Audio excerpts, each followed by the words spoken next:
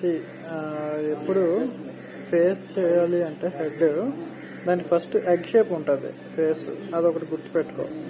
Egg కోడిగుడ్డు, కోడిగుడ్డు ఏముంది, ఒక రౌండ్ ఉంటుంది, దానికి చిన్నది ఎక్స్టెండ్ చేయడమే, అదే కోడిగుడ్డు వస్తుంది. సరేనా? ఇప్పుడు ఇందులో ఏం చేయాలంటే హాఫ్ చేయాలి దీన్ని కరెక్ట్గా. అంటే ఇక్కడ నుంచి లెంత్ ఎంత ఉందో, ఇక్కడ నుంచి లెంత్ ఎంత ఉందో చూసుకొని కరెక్ట్గా హాఫ్ చేసి ఒక లైన్, అంటే ఆ లైన్ మెజర్మెంట్ తీసుకోవాలి మధ్యలోకి.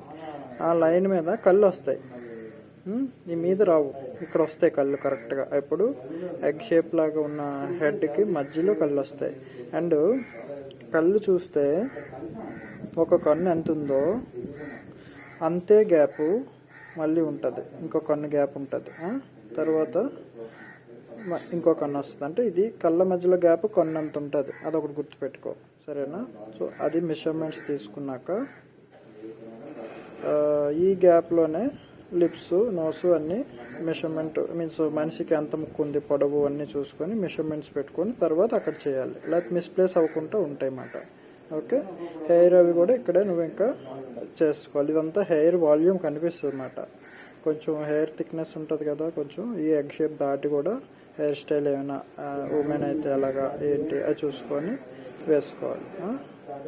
ఇప్పుడు ఇక్కడ ఐబ్రోస్ కూడా ఇక్కడే స్టార్ట్ అవుతాయి.